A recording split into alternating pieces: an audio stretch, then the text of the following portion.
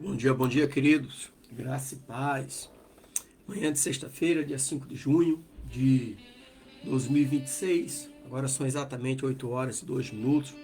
Comecei um pouco mais tarde hoje, devido à garganta ainda está com muita tosse. Mas graças a Deus. Louvado e engrandecido seja o nome desse Deus glorioso, Deus Criador dos céus e da terra. E hoje eu quero trazer um texto para nós, que está aqui no Evangelho de João, no capítulo 12, do versículo 37 ao 43. E o texto diz assim: apesar de ter feito tantos sinais diante deles, não creram nele.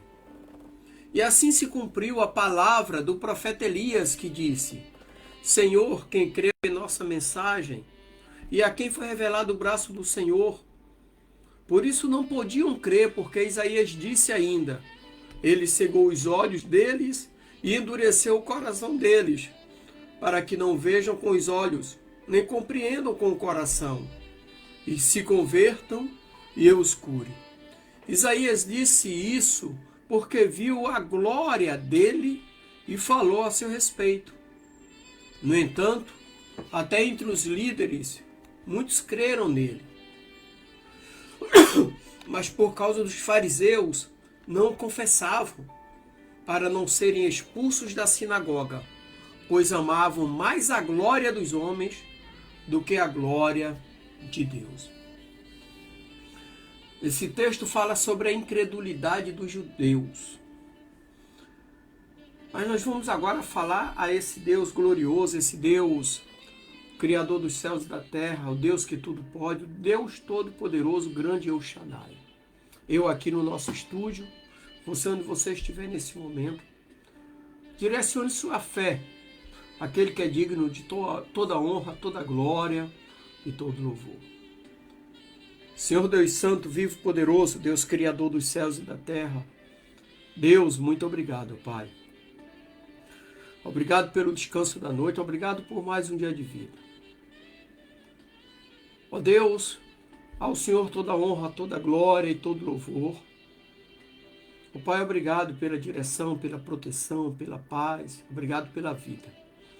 Em suas mãos eu coloco a minha vida, a vida da minha família, dos meus parentes, meus amigos, a vida de todos aqueles que estarão nos acompanhando neste dia. Coloca todos como criatura nas mãos do Criador. E que neste dia seja repreendido todo espírito de enfermidade, todo espírito de desânimo, de miséria, de vício, de prostituição, de vingança, de divisão, de mágoa, de rancor. E que verdadeiramente o Teu Espírito Santo tome lugar em nossas vidas para nos consolar, nos confortar, nos alicerçar e nos direcionar. Ó Deus, e que tudo que estiver trancado sobre a vida dos Teus servos, ó Pai, inclusive a minha, ó Deus, seja desamarrado nesta manhã em nome de Jesus, ó Pai. E que a Tua mão protetora permaneça sobre nós. Assim nós oramos, ó Pai, em nome de Cristo Jesus. Amém. E graças a Deus. Essa incredulidade dos judeus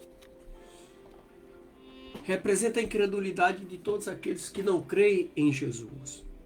Mesmo vendo todos os sinais e maravilhas, essa incredulidade dos judeus representa todos aqueles que vão à igreja, levam a vida religiosa, mas não caminham com Jesus no coração. Essa é a realidade.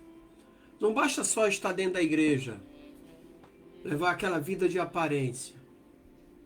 Não basta parecer, tem que ser. Então hoje nós vamos refletir sobre um dos mais profundos, ou se não o mais profundo tema da Bíblia, que é crer em Jesus. O Evangelho de João aqui, ele é escrito no contexto de muita tensão crescente entre os líderes religiosos judeus acerca de Jesus. Porque os milagres e os ensinamentos de Jesus não eram simplesmente atos isolados, mas eram os sinais que a Bíblia falou através dos profetas que apontavam para a identidade do Messias prometido. No entanto, a incredulidade dos judeus era palpável, como nos revela o versículo 37, que diz que apesar de ter feito tantos sinais diante deles, não creram nele. Interessante que essa citação de Isaías, primeiro ali Isaías 53, versículo 1, e depois Isaías 6, versículo 10, enfatiza que a incredulidade não é um fenômeno novo. Ou seja, o profeta Isaías profetizou 600 anos antes de Cristo e já havia predito que muitos não acreditariam. Então essa citação nos dá uma pista sobre a soberania de Deus na salvação e também o endurecimento do coração dos incrédulos. Por isso que Deus, em sua justiça, permite que aqueles que rejeitam a verdade sejam cegos para esta verdade. Aqui nós encontramos a dualidade da fé.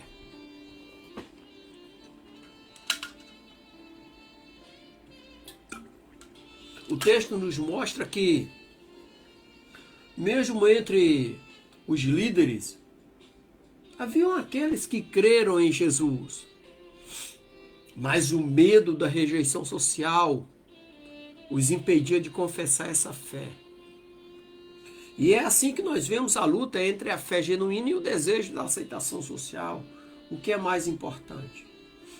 Eu já contei aqui a história várias vezes, na época que eu fazia história no Rio de Janeiro, lá nos anos 90, e tinha uma professora de egiptologia na Uniswan, foi minha professora, e ela dando aula sobre o estrangeiro no Egito, e ela estava usando uma Bíblia de Jerusalém. E eu, por coincidência, na época eu já dava aula em seminário, e eu tinha essa minha Bíblia, que andava comigo dentro da bolsa, que é uma Bíblia acadêmica, né? E eu tirei ela, eu sempre sentei logo na frente ali, né?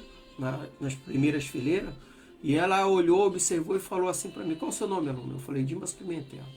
E ela falou: esse livro que você tirou para nos acompanhar é a Bíblia? Eu falei: é.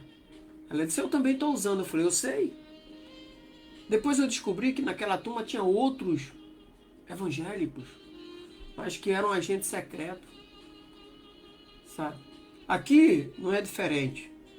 Muitos creram em Jesus, mas com medo dos fariseus e da rejeição social não manifestou a fé.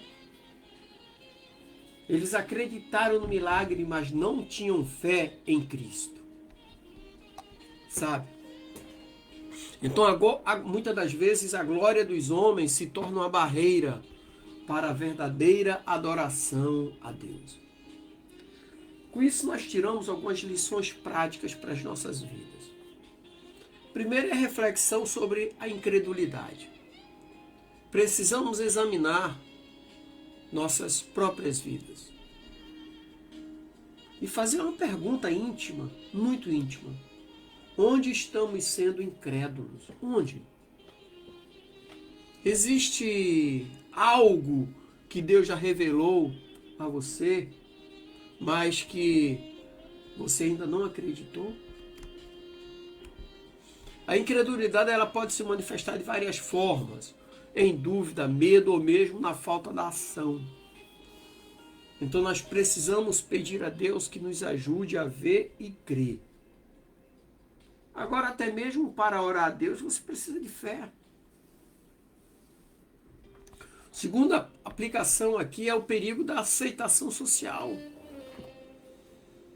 Muitas das vezes, a pessoa, para fazer parte de determinados grupos, tem que se submeter às exigências deles.